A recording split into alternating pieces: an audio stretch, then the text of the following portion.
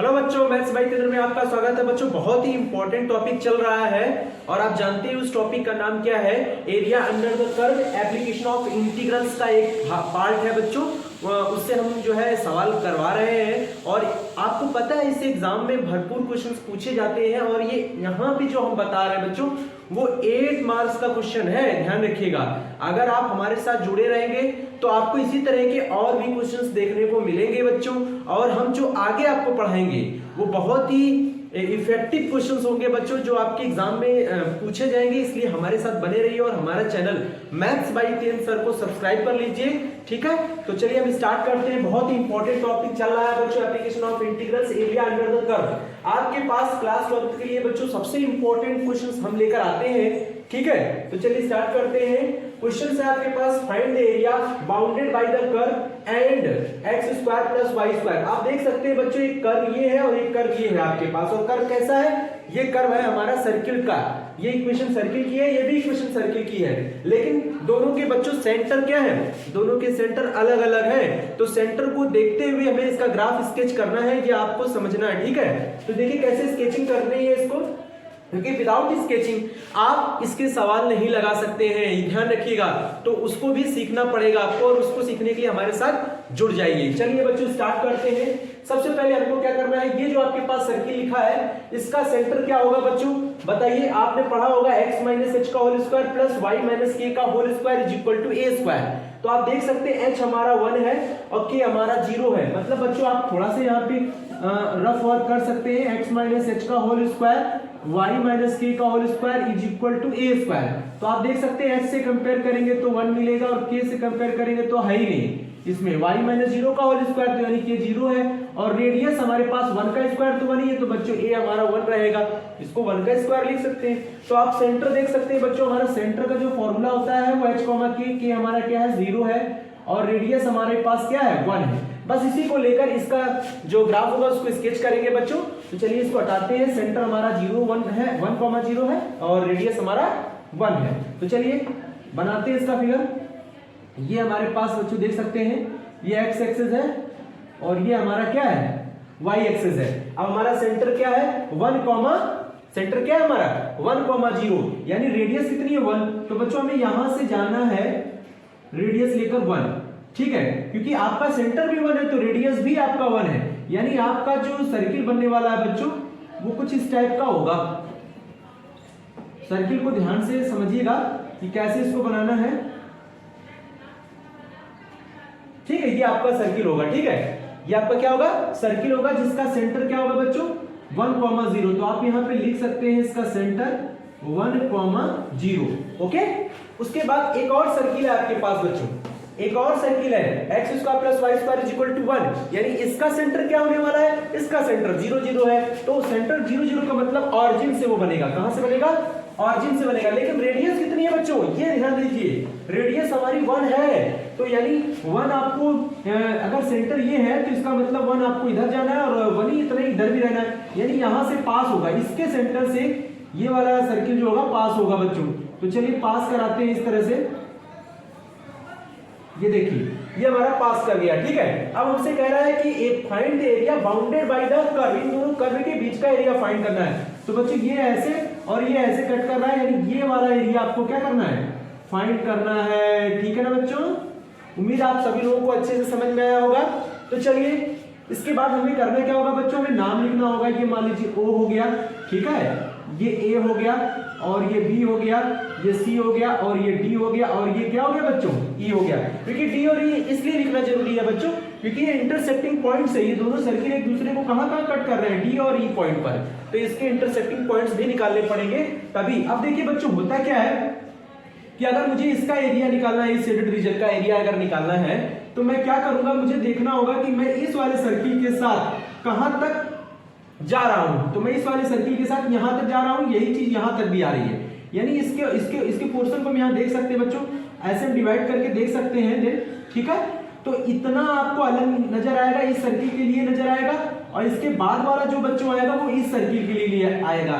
तो ये चीजें पहचानना बहुत जरूरी है, क्योंकि देखिए बच्चों होता क्या है कि जो कर्व्स होते हैं ना वो हमको देखना होता है कि वो कहाँ तक उसके ऑरिजिन से कहाँ तक उसके साथ चल रहा है। जहां से वो अलग हो जाएगा देन उसकी लिमिट भी बच्चों क्या हो जाएगी, अलग हो जाएगी। बस आपको ध्यान देना है जो एलिमेंट्री स्ट्रिप होगी वो किधर पड़ेगा, यहाँ पे आप चाहे तो एक्स एक्सिस पे डाल सकते हैं बच्चों, इस वाले पोर्शन के लिए, इस वाले पोर्शन के लिए यहाँ पे डाल सकते हैं, और इस वाले पोर्शन के लिए आप अलग कर सकते हैं। ये एलिमेंट्री स्ट्रिप है, इसकी चौड़ाई dx होगी बच्चों, याद रखिएगा ये dx हो जाएगा, ये y के पैरेलल हो जाएगा, देन दोनों के लिए अलग अलग हो जाएगा। तो बच्चों सबसे पहले हमें क्या करना होगा, पहले हमें ये वाला पॉइंट निकालना होगा, ठीक है, ये P और E, D और E मतलब इंटरसेक्टिंग पॉइंट्स, देन दोनों इक्वेशन को सॉल्व करना है बच्चों। तो चलिए सॉल्व करते हैं, ठीक है।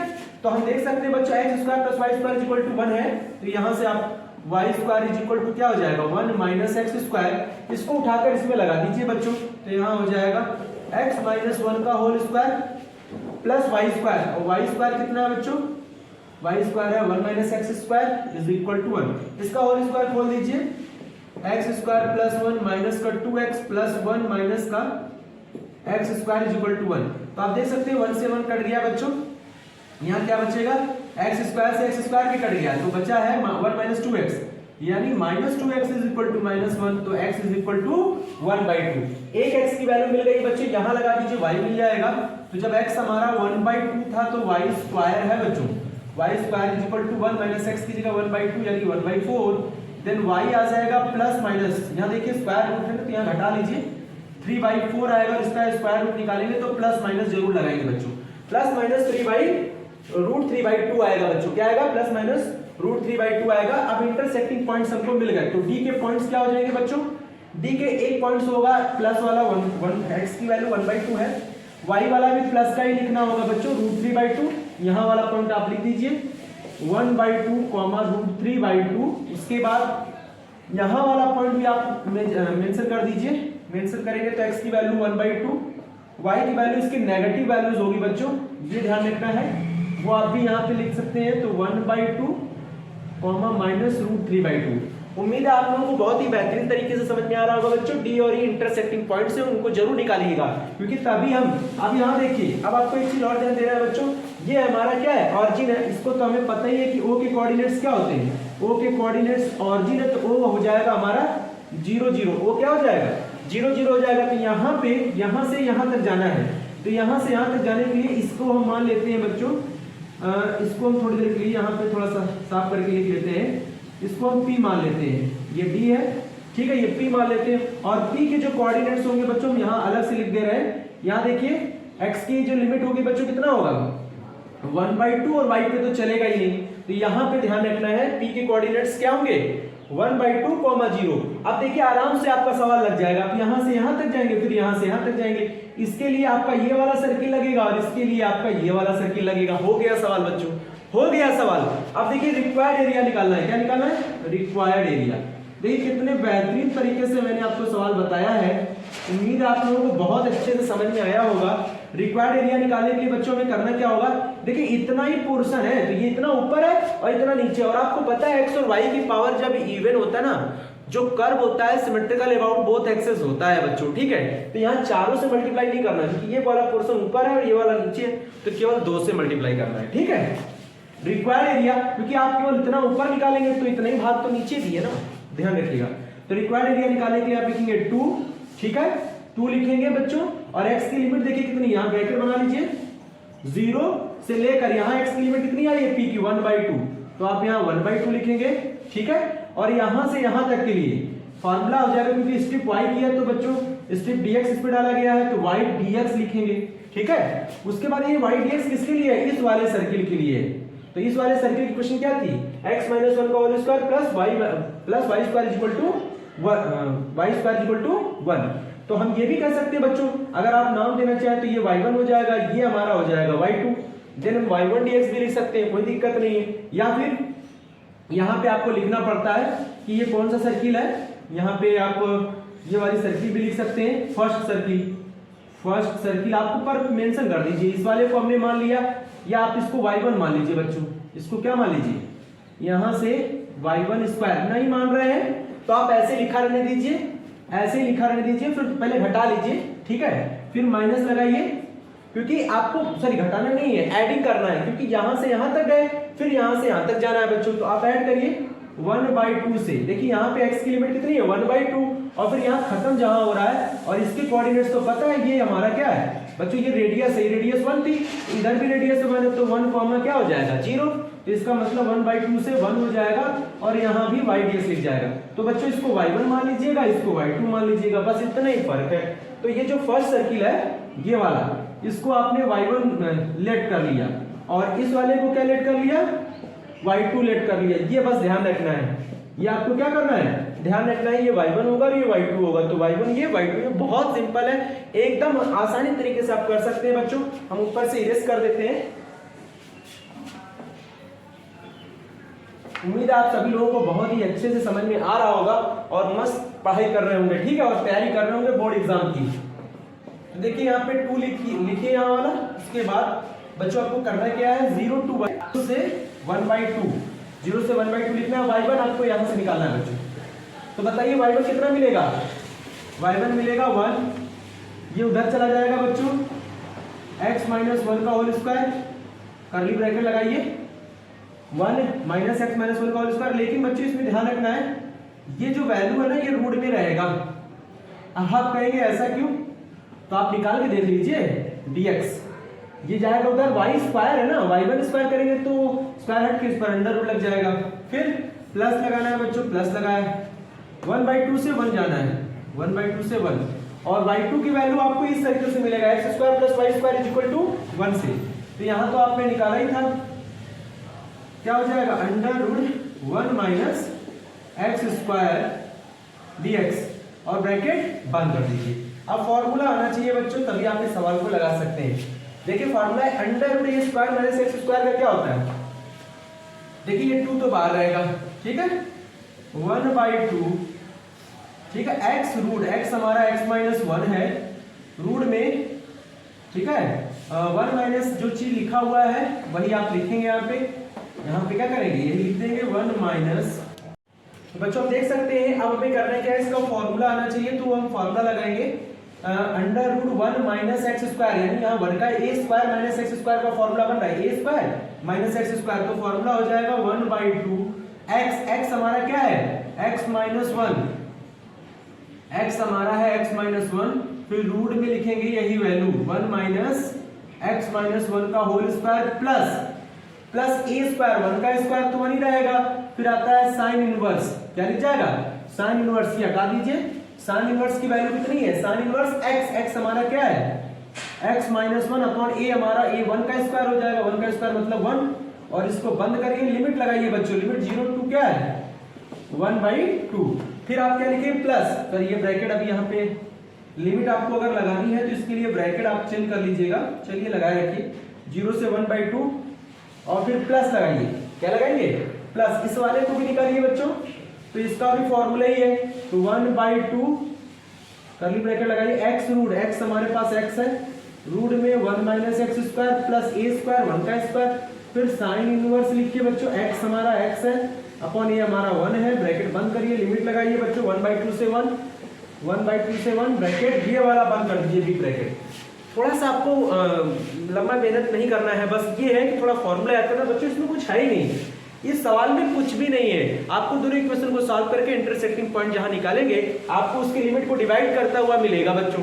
तो इस सर्किल के लिए और इस सर्किल के लिए आपको दोनों के एरिया को ऐड कर देना है, देना आपका आ गया आंसर, और 2 से मल्टीप्लाई ऊपर नीचे है ना, सिंपल है बच्चों। अब देखिए 1/2 इसमें भी है, 1/2 इसमें भी है, कॉमन होके कट जाएगा बच्चों, तो यहाँ ब्रैकेट लगा लीजिए, इसमें पहले अपर लिमिट लगाइए, क्या लगाएंगे अपर लिमिट लगाइए 1/2, तो देख सकते हैं 1/2 में 1 घटेगा तो कितना आएगा -1/2, और यहाँ पे आप देख सकते हैं बच्चों अंडर रूट, जब यहाँ 1/2 लगेगा तो 1/2 से 1 घटेगा तो -1/2 का स्क्वायर करेंगे प्लस 1/4 से ये घटेगा तो आएगा 3/4, कितना आएगा 3/4, प्लस यहाँ पे भी अपर लिमिट लगाइए तो -1/2, साइन में माइनस क्या होता है बच्चों बाहर आ जाता है, और 1/2 किसका मान होता है साइन में, साइन 30 डिग्री का, तो यानी π/6 लिख देंगे, π/6 लिख देंगे, ये ध्यान रखिएगा, बहुत ही सुंदर सवाल है बच्चों। फिर लोअर लिमिट देखिए 0 लगाएंगे, तो आप 0 लगाएंगे तो ये वैल्यू बचेगी -1, क्या लगेगा आप चाहे तो यहाँ ब्रैकेट लगा लीजिए, यहाँ बचेगा -1, जब 0 लगेगा लोअर लिमिट तो -1 रूट में हो जाएगा बच्चों ये 0, तो 0 -1 -1 का स्क्वायर, यानी ये वैल्यू 0 हो जाएगी बच्चों।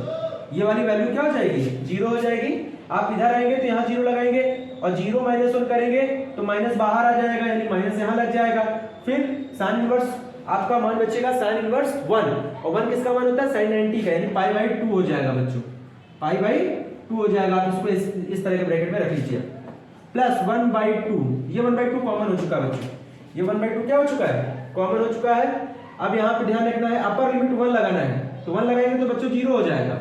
1 लगाएंगे, देखिए 1 -1 क्या हो गया? 0। साइन इनवर्स 1 का मान क्या होता है? π/2, ठीक है। लोअर लिमिट लगाइए, लोअर लिमिट जब लगाएंगे थोड़ा सा आपको यहाँ पे ध्यान रखना है बच्चों, यहाँ पे आप कर्ली ब्रैकेट लगा ही लीजिए, क्योंकि ये वाला हो गया अपर लिमिट के लिए, अब ये होगा लोअर लिमिट के लिए।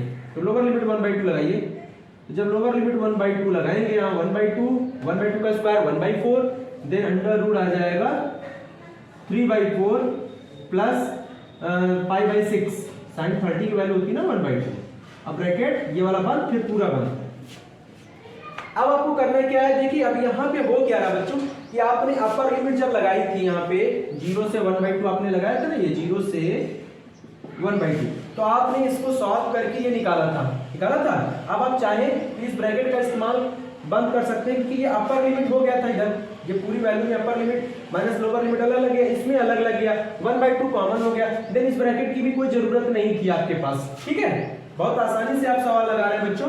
-1/2 लिखिए, √3/2 लिख लीजिए, इसको 4 बाहर आ जाएगा, और यहाँ माइनस का π/6 है वो लिखा रहने दीजिए, माइनस माइनस प्लस हो जाएगा, π/2 कैलकुलेशन पे थोड़ा ध्यान रखिए, प्लस π/2 ये वाले में आ जाइए, फिर यहाँ पे आइए तो माइनस का √3, 4 से 2 बाहर आ जाएगा तो 4 हो जाएगा इसमें 2 के, और यहाँ हो जाएगा माइनस का π/6। अब आप देख सकते हैं बच्चों यहाँ पे कोई वैल्यू कट रही है? नहीं, कट कोई नहीं रहा है बच्चों। थोड़ा सा ऊपर सॉल्व कर लेते हैं, लेकिन ये आंसर हो जाएगा आपका। क्या हो जाएगा? आंसर हो जाएगा। देखिए इसको इसमें जोड़ दीजिए, 2 2 4 है, तो ये हो जाएगा माइनस का 2√3/4। ठीक है, ये वाला इसमें ऐड हो गया। अब बच्चों π/6 को ऐड करिए, माइनस का 2π/6, इसको इसमें ऐड कर दीजिए। कितना आसान है यार, 2π/2। अब आपको करना है कि रिक्वायर्ड एरिया निकालना है बच्चों, तो आप एलसीएम भी ले सकते हैं। एलसीएम कितना आएगा आपका? यहाँ देखिए 6 है, तो आपको 6 2 12, यानी 12 एलसीएम हो जाएगा बच्चों। तो 4 3 कितना हो जाएगा? 12। 3 का इसमें इंटू करिए 6, फिर माइनस 6 2 12, यानी 4 हो जाएगा, और 2 6 कितना हो जाएगा? 2 6 कितना हो जाएगा? 12, और इसमें इंटू करेंगे तो ये 12π हो जाएगा। कितना हो जाएगा? 12π। तो अब आपका आंसर आ गया बच्चों। अब आपका क्या आ गया? आंसर। तो अब देखिए इसको इसमें घटा लीजिए और इसको ऐसे ही रहने दीजिए, -6√3, और ये हो जाएगा प्लस का 12 में 4 जाएगा, कितना बचेगा? 8 बचेगा, 8π/12। अब एक काम और करना है बच्चों, यहाँ से आप 2 कॉमन कर लीजिए, 2 कॉमन करिए तो यहाँ हो जाएगा 2 3 6, 2 4 8, ये 4 है बच्चों, और नीचे आपका लिखा है 12, इसको इससे कट कर दीजिए, आंसर आ गया। यानी आप 4π को पहले लिख सकते हो, -3√3 नीचे 6, ये आ गया स्क्वायर यूनिट। ये क्या हो गया? Square unit. एरिया है ना बच्चों, तो स्क्वायर यूनिट लिख दीजिएगा। ठीक है, तो ये आपको ध्यान रखना है, इस तरह का सवाल आपको इस तरह से करना चाहिए, कुछ नहीं करना, थोड़ा सा कैलकुलेशन है, और वही कैलकुलेशन बहुत ही नॉर्मल है बच्चों। आप मेहनत करेंगे तो आपको जरूर आ जाएगा। ठीक है, और इस तरह का सवाल आप 8 नंबर भी तो पक्के कर रहे हैं, तो इसको भी ध्यान में रख के करिए। ठीक है, और 1 से 2 बार प्रैक्टिस करने पर आपको ये सवाल पूरी तरह से आ जाएगा। ठीक है, तो बच्चों आज के लिए इतना ही। फिलहाल फिर से ऐसे क्वेश्चंस जरूर लेकर आएंगे। आप हमारे साथ जुड़े रहें और हमारे चैनल को सब्सक्राइब कर लें। Thank you very much.